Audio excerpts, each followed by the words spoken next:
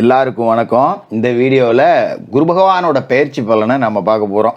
குரு பகவானோட பயிற்சி அப்படிங்கிறது மே மாதம் 1ஆம் தேதி, அதாவது குரோதி வருடம் சித்திரை மாதம் 18ஆம் தேதி தான் நடக்க போகுது.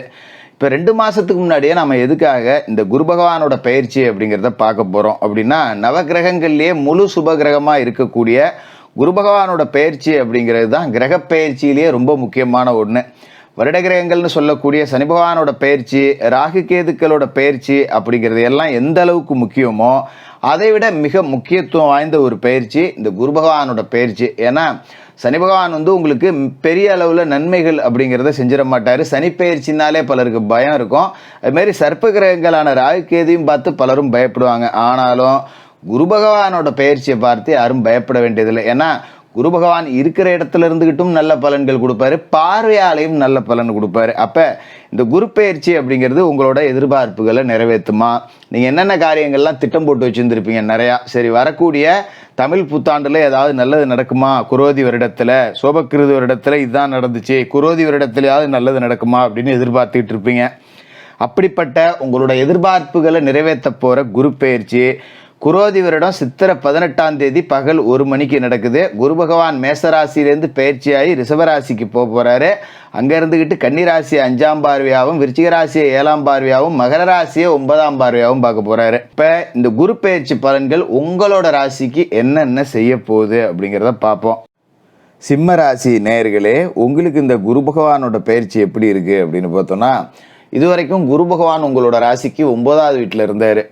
இப்போ மே மாதம் 1ஆம் தேதி, அதாவது குரோதி வருடம் சித்திரை மாதம் 18ஆம் தேதி குரு பகவான் உங்களோட ராசிக்கு 9ஆவது வீடான மேசத்திலிருந்து 10ஆவது வீடான ரிஷபத்துக்கு மாற போகிறாரு. சுக்கிரனோட வீட்டில் போய் அசுர குருவாக இருக்க போகிறாரு. சரி, இந்த குரு பயிற்சி எப்படி இருக்கும் ஜோசியரை அப்படின்னு நீங்கள் யோசிச்சுக்கிட்டு இருக்கலாம். குரு பயிற்சியை வச்சு பல திட்டங்கள் கூட போட்டுக்கிட்டு இருக்கலாம். ஆனால் இது நாள் வரைக்கும் குரு இருந்த 9ஆவது இடம் அப்படிங்கிறது ரொம்ப அற்புதமான இடம். இப்போ இருக்க போகிற 10ஆவது இடம் அப்படிங்கிறது கொஞ்சம் சுமாரான இடம் அப்படின்னு தான் சொல்லணும். என்ன ஜோசியரை தலைப்புலம் பயங்கரமாக போட்டுறீங்க, உள்ளே வந்தால் சுமாராக இருக்குன்னு சொல்கிறீங்களே அப்படின்னு நீங்கள் கேட்கலாம். இந்த குரு பகவானோட 10ஆம் இட அமர்வு அப்படிங்கிறது பொதுவாகவே ஒரு விதி இருக்குது. 10இல் குரு பதவியில் மாற்றம் அப்படிங்கிறது சுயஜாதகத்தோட அடிப்படையில் அந்த மாற்றம் நல்ல மாற்றமாக இருக்குமா? தசா புத்தி என்ன நடக்குது, என்ன தசை நடக்குது, என்ன புத்தி நடக்குது, அதுக்கு தக்கன நாம் பரிகாரங்களை பண்ணிக்கிட்டோம் அப்படின்னா வரப்போகிற மாற்றங்கள் அப்படிங்கிறது நமக்கு முன்னேற்றம் தரக்கூடிய மாற்றமாக இருக்கும். ஏன்னா அதிர்ஷ்டவசமாக உங்களுக்கு இப்போ அஷ்டம சனி நடக்கல, கண்ட சனி தான் நடக்குது. அதனால் இந்த 10ஆம் இட குரு அப்படிங்கிறவர் நிறைய மாற்றங்களை கொடுப்பாரு. அதை நல்ல மாற்றமாக மாற்றிக்கலாம். வரக்கூடிய மாற்றங்களை ஏற்றுக்கணும்.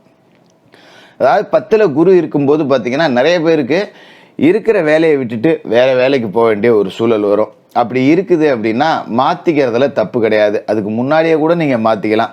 ஒரு கம்பெனியில் வேலை செய்கிறேன், ரொம்ப வருஷமாக வேலை செஞ்சுக்கிட்டு இருக்கேன், 10 ரூபா சம்பளம் கூட கிடைக்க மாட்டேங்குது, எனக்கு பின்னால் வந்தவங்களாம் 10 ரூபா சம்பளம் கூட வாங்குறான், என்னை விட குறைவாக படித்தவங்களாம் 10 ரூபா சம்பளம் கூட வாங்குறான், நான் இன்னும் அப்படியே தான் இருக்கேன் அப்படிங்கிறவங்க ஒரு மாற்றத்தை உண்டாக்கலாம்.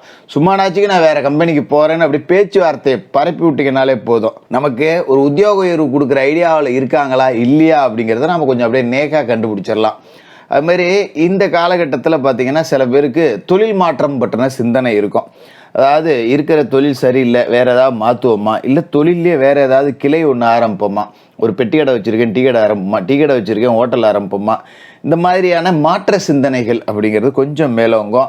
இன்னும் சில பேர் கடையை ஓரமாக வச்சுருக்கோம், எங்கேயாவது கொண்டு மெயின் ரோட்டுக்கு மாற்றி வைக்கலாமா, மெயின் பஜாரில் கொண்டு வைக்கலாமா, இப்படி யோசிப்பீங்க. இப்படி ஏதாவது ஒரு மாற்றங்களை நாமளாக வர வச்சுக்கணும். அதுமாரி குடியிருக்கிற வீட்லேயும் மாற்றம். இப்போ ஒரு வாடகைக்கு வீடு இருக்குது அப்படின்னா நீங்கள் வேறு பகுதிகளுக்கு போய் வேறு வீடு மாறி போகலாம். இது மாதிரி சின்ன சின்ன மாற்றங்களை நாமளே வர வச்சுக்கிறது நல்லது.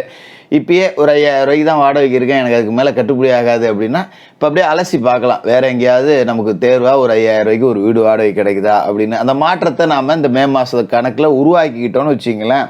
மற்றபடி பெரிய அளவில் பிரச்சனைகள் எதுவும் இருக்காது. நான் சொந்த வீட்டில் தான் இருக்கேன் ஜோசியரை, நான் இங்கேருந்து இடம் மாற்றுறது அப்படி யோசிச்சிங்க அப்படின்னா, இப்போ நாம் இருக்கிற இடம், அதாவது சொந்த வீட்டில் படுக்கிற இடத்த மாற்றிங்க. ஒரு ரூமில் படுத்துறீங்களா, இன்னொரு அறைக்கு போய் மாற்றி படுத்துங்க. இருக்கிறதே ஒரு அறை தானே, ஹாலில் போய் படுத்துங்க. இல்லை ரூமே இல்லை, லக்லோண்டு வீட்டில் தான் குடியிருக்கேன்னா இப்போ சாதாரணமாக நீங்கள் மேற்க தலை வச்சுருக்கீங்களா, தெற்க தலையை வச்சிங்க, வடக்கு திசையை தவிர மற்ற திசையில் தலை வச்சு படுக்கலாம். அப்படியே சின்ன சின்ன மாற்றங்களை நீங்களாக உருவாக்கிக்கிட்டீங்க அப்படின்னா இந்த குரு பயிற்சியால் தானாக உங்களுக்கு வரக்கூடிய மாற்றங்கள் அப்படிங்கிறது நல்ல மாற்றமாக இருக்கும். அதோட இதே காலகட்டத்தில் கண்டசனி அப்படிங்கிறது உங்களுக்கு இருக்குது. அஷ்டமத்தில் ராகு இருக்கார், இதையும் மறந்துடக்கூடாது. இப்போ இந்த கண்டசனி காலகட்டம் அப்படிங்கிறது பார்த்திங்கன்னா கூட்டு தொழிலில் கொஞ்சம் சிக்கலை கொடுக்கும். அப்போ கூடுமான வரைக்கும் கூட்டு தொழில் செய்கிறவங்க கொஞ்சம் இந்த ஒப்பந்தங்கள் எல்லாம் முறைப்படுத்திக்கணும். என்னதான் நாம் நண்பர்களாக இருந்தாலும் சரி, உறவினர்களாக இருந்தாலும் சரி, முறைப்படி எழுதிக்கிறது நல்லது ஒப்பந்தங்களை.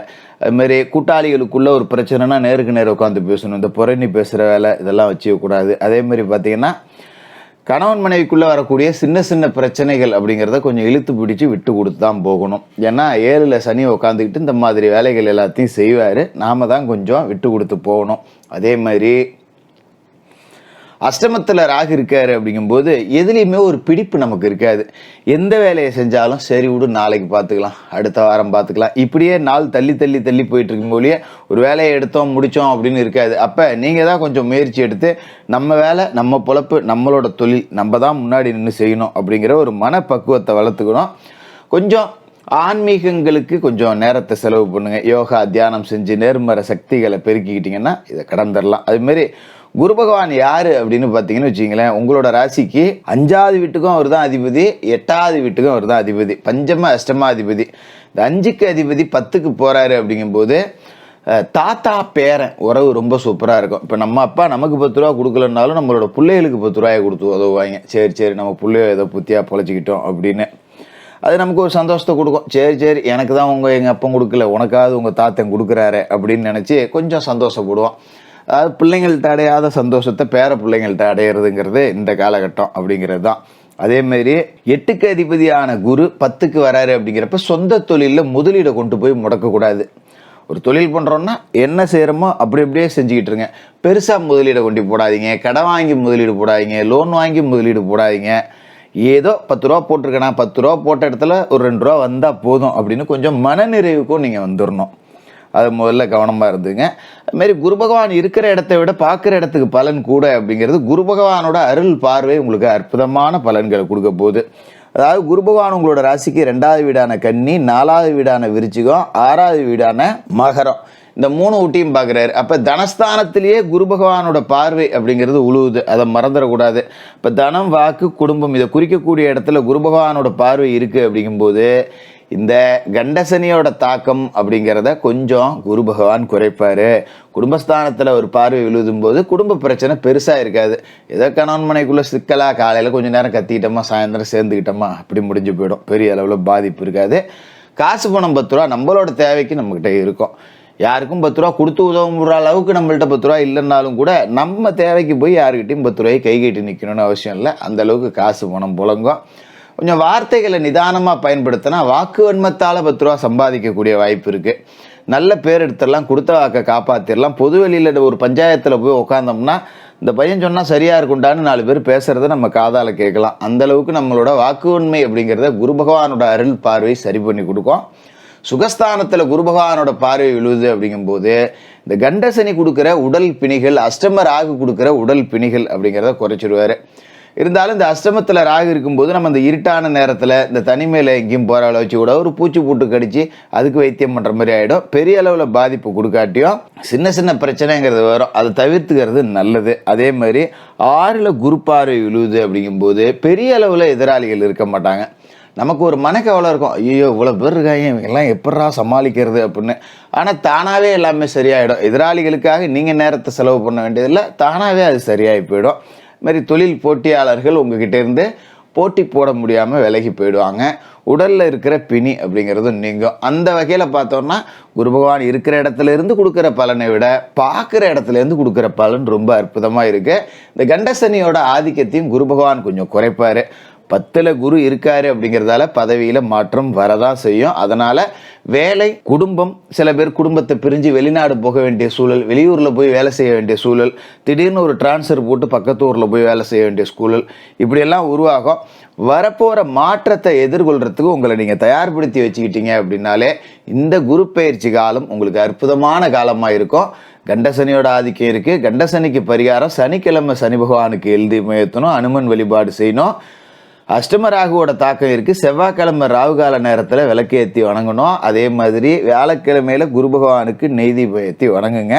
இதை செஞ்சிட்டாலே ஓரளவுக்கு பெரிய அளவில் பிரச்சனைகள் இல்லாமல் வரக்கூடிய பிரச்சனைகள் எல்லாத்தையும் வெல்லக்கூடிய அமைப்பு அப்படிங்கிறது சிம்மராசிக்காரர்களுக்கு கிடைக்கும். சிம்மராசிக்காரர்களுக்கு வாழ்த்துக்கள்.